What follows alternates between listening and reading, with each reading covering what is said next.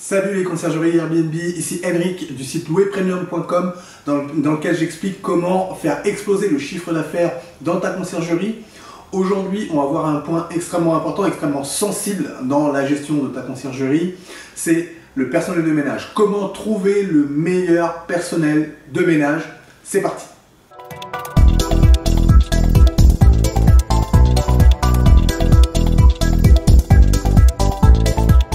Juste avant de commencer, je t'invite à cliquer sur le bouton s'abonner qui se trouve juste en dessous et à activer les notifications pour être informé de toutes mes prochaines vidéos sur la conciergerie Airbnb. Également, je t'invite dès maintenant à laisser un pouce bleu afin de me motiver à te laisser toujours plus de contenu, toujours plus de vidéos, toujours plus de conseils sur la conciergerie Airbnb.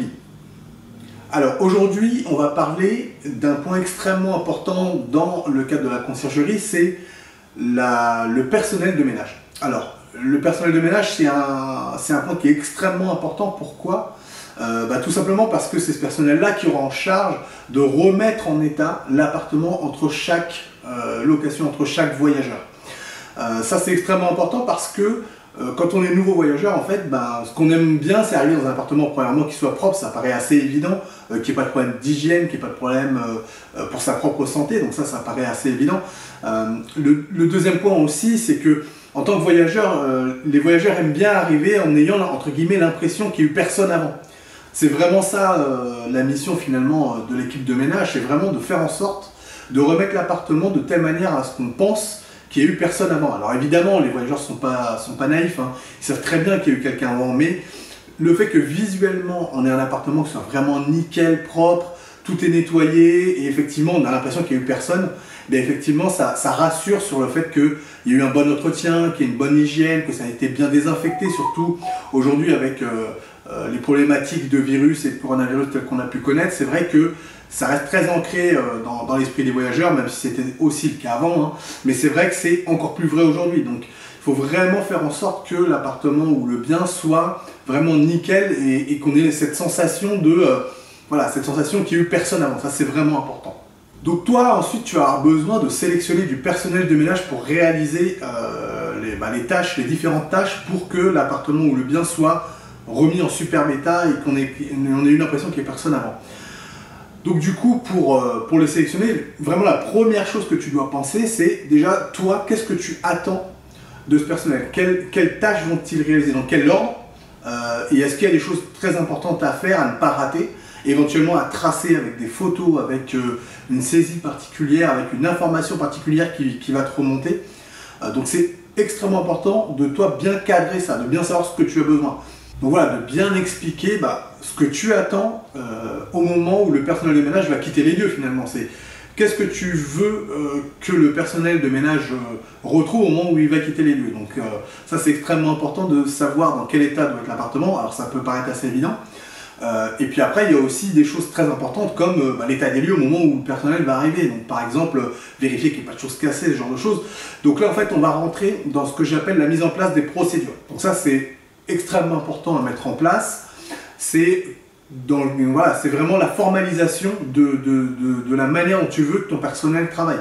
Donc ça va être réaliser l'état des lieux. Réaliser un état des lieux, ça va être quoi? Ça va être vérifier qu'il y ait bien le bon nombre de serviettes, qu'il y ait bien tous les draps, qu'il n'y ait pas d'éléments cassés, que la télé fonctionne, que les machines à café fonctionnent, enfin voilà, d'aller vérifier un certain nombre de points pour être sûr que l'appartement soit non seulement propre mais aussi fonctionnel. Ça c'est hyper important, notamment si tu as des équipements un peu particuliers style sauna ou balnéo, etc.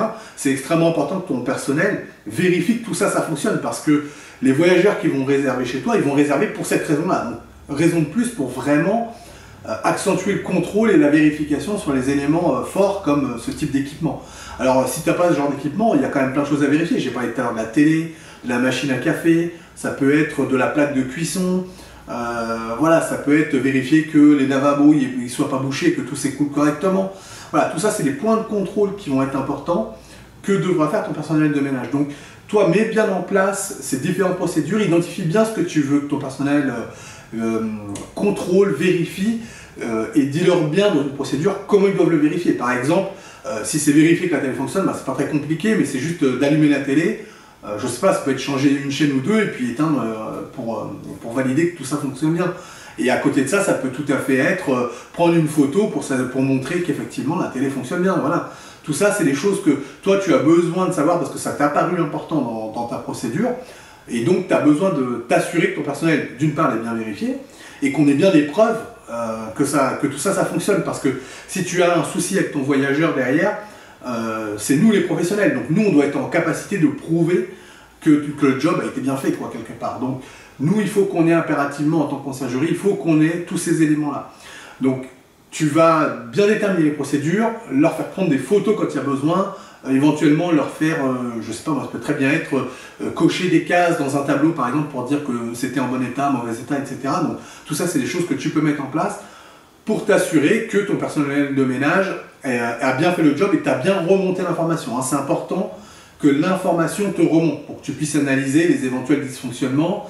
Voilà, si on te fait remonter que, je sais pas moi, la télé fonctionne mais qu'on a l'impression qu'il y a un bouton qui marche pas très bien, c'est important que tu aies l'information extrêmement rapidement pour pouvoir soit prévenir le voyageur qui va arriver, soit mettre en place un mode dégradé ou remplacer la télécommande. Enfin voilà, tu as peut-être déjà des plans B par rapport à tout ça.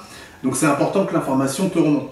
Puis avec le temps, comme je le disais, une fois que tu auras l'habitude des informations qui remontent, tu seras plus à même aussi de mettre en place des plans B pour résoudre les problèmes. Je parlais de la télécommande, peut-être que tu peux avoir une télécommande universelle de secours dans un placard fermé en cas de problème, par exemple. Voilà, ça peut être une manière de résoudre les problèmes. Donc c'est important de mettre en place ces procédures-là pour bien expliquer ce que tu attends de ton personnel. Ensuite viendra l'étape la plus importante, c'est trouver le personnel de ménage. Alors surtout en ce moment, c'est vrai que c'est pas évident de trouver du bon personnel de ménage ou de trouver tout simplement du personnel de ménage qui est un peu dispo parce que voilà, ils sont extrêmement pris en ce moment. Après, par rapport à ça, moi, le conseil que je te donne, c'est évidemment, passe des annonces, va chercher sur les sites les plus courants, comme Le Bon Coin, ça paraît le plus évident, où je me propose aussi, tu peux trouver du personnel de ménage là-dessus. Et n'hésite pas à passer des annonces, à appeler un peu toutes les personnes qui auraient elles-mêmes passé une annonce parce qu'ils recherchent du ménage. N'hésite pas à aller voir les groupes Facebook. Tu peux aller voir un petit peu tous ces différents sites. N'hésite pas à aller voir les entreprises de ménage, peut-être qui sont dans ta ville, qui sont beaucoup plus locales et qui n'ont pas forcément une présence sur Internet qui est forcément très forte. Donc peut-être va les voir. Ces entreprises-là peuvent aussi être une bonne source de personnel de ménage. En plus, ça peut être une source extrêmement efficace. Donc passe aussi par ces entreprises-là. Et après, j'ai envie de te dire qu'il n'y a pas de mystère. Il faut tester. Voilà, il faut tester. Donc, tu vas trouver un personnel de ménage, tu le mets en place, tu lui expliques ce qu'il y a à faire, puis après, tu vas le tester pour t'assurer qu'il arrive bien à remplir la mission, quoi. Et pour ça, c'est pas simplement les retours des voyageurs qui vont te dire qu'il y a quelque chose qui ne va pas. Il vaut mieux que tu agisses avant. Donc, toi, tu vas aller venir faire des contrôles pour t'assurer que la personne a bien réalisé le job. Donc, il faut que tu passes, par exemple, les contrôles, elles peuvent être à plusieurs moments. Ça peut très bien être un contrôle à la fin de l'intervention, quand tout est terminé. Donc toi, tu arrives pour vérifier que la vaisselle a bien été nettoyée, que tout a bien été rangé, que la poubelle a bien été vidée, qu'il n'y a pas d'anciennes capsules à café dans la machine à café, que le micro-ondes a bien été vidé, que les lits sont bien faits, qu'il n'y a plus rien dessous. Enfin voilà. Toi, tu vas venir contrôler. Donc là, pareil, mets-toi en place une petite grille de contrôle qui te permet de tracer un petit peu tous les points que tu veux aller vérifier pour être sûr de rien oublier sur place. Et tu traces le résultat. Ça va être, est-ce que le micro-ondes a bien été nettoyé et vidé? Ok, on peut le cocher. Est-ce que la poubelle a bien été vidée? Ok. Tu peux aussi toi-même prendre des photos pour prouver que voilà, il y a un truc qui n'a pas été bien fait, ou au contraire que ça a été bien fait. Donc toi aussi, tu vas avoir ta petite grille de contrôle. Et ensuite, ces grilles-là, tu vas les analyser régulièrement pour vérifier est-ce que tel ou tel personnel de ménage est efficace ou non. Est-ce que c'est toujours les mêmes problèmes qui reviennent? Si c'est les mêmes problèmes qui reviennent, pourquoi? Est-ce qu'on peut les traiter? Est-ce qu'on peut améliorer les choses? Est-ce que finalement le personnel de ménage que tu as sélectionné, est-ce qu'il est efficace? S'il ne l'est pas, tu l'auras testé, et bien du coup, il faut que tu te mettes en quête d'un nouveau personnel. Donc vraiment, le bon personnel de ménage, c'est vraiment un ensemble finalement complet d'étapes qui démarre, comme je l'ai dit au début, par définir de quoi tu as besoin, mettre en place les procédures adéquates par rapport à ce que tu as besoin, sélectionner ton prestataire au travers de différentes plateformes ou de manière locale, le tester, ça c'est extrêmement important, le contrôler et le tester, et ensuite soit améliorer les choses, soit changer de personnel si jamais ça ne faisait pas l'affaire. Donc n'hésite pas à suivre vraiment toutes ces étapes-là, c'est extrêmement important pour que ton personnel de ménage soit efficace. Alors peut-être aussi un dernier point qui est, d'après moi, est aussi extrêmement important, c'est que tu vas mettre en place toutes ces différentes étapes pour trouver ton meilleur personnel. Et pour autant, la prestation ne sera jamais parfaite, ne sera pas parfaite et elle ne le sera jamais. Elle ne sera jamais. Pourquoi? Parce que on est sur une activité humaine, et une activité humaine, c'est des êtres humains qui agissent, et l'être humain, malheureusement, parfois il fait des erreurs. Même si on va mettre en place tout un tas de procédures, tout un tas de cadrage pour expliquer ce qu'il y a à faire, n'empêche que c'est un être humain qui va le faire, et que ça ne sera jamais parfait. Il peut y avoir des prestations qui sont très bien réalisées, ça n'y a aucun souci, mais voilà, ça arrive toujours, au moins une fois ou deux dans l'année, ça va arriver que voilà, la personne n'a pas vu qu'il y avait un verre cassé, elle n'a pas vu que la vaisselle n'était pas très bien lavée à un endroit, où elle a oublié de bien nettoyer le micro-ondes parce que voilà, il suffit que la personne elle n'a pas bien dormi la veille, elle est un peu fatiguée et du coup elle est moins attentive. Mais tout ça c'est humain, d'accord? Donc il va falloir accepter que tout ne sera jamais parfait. Ça il va falloir l'accepter, c'est un point extrêmement important, ça joue en fait dans la tête ça.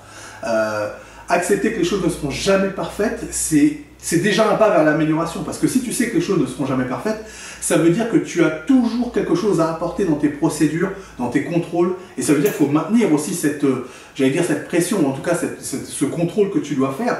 Dès lors que tu as trouvé ton bon prestataire, il ne faut pas non plus le laisser dans la nature. Tu dois revenir régulièrement pour contrôler, pour vérifier, pour pouvoir, en fait, finalement, c'est pour faire quoi? Pour anticiper tous les problèmes qui pourraient arriver et qui vont arriver. C'est une certitude. Donc ça, il ne faut pas que tu sois étonné, il va y avoir des problèmes de ménage. Maintenant, c'est pas une catastrophe, ça va arriver. La question, c'est plutôt comment tu vas régler le souci le jour où ça va arriver.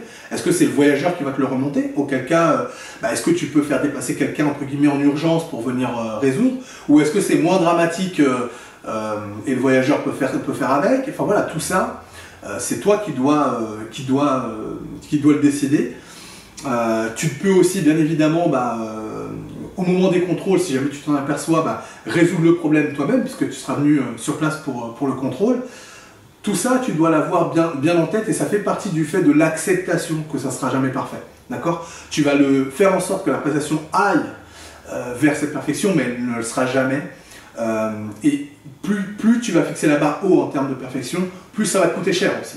Donc ça, il faut bien l'avoir en tête.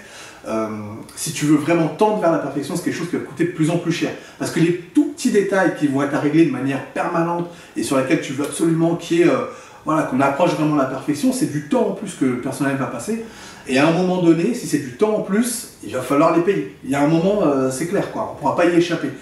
Donc, il va falloir que tu trouves la bonne jauge où tu veux mettre le curseur par rapport à, entre guillemets, cette perfection et puis la réalité de ce qui va se passer. D'accord? Si tu es prêt à payer un petit peu plus, tu peux te permettre de demander aussi plus de choses, ce qui est logique.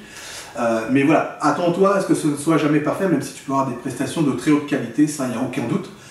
N'empêche que la perfection, c'est quelque chose qui n'existe pas et il faut l'accepter.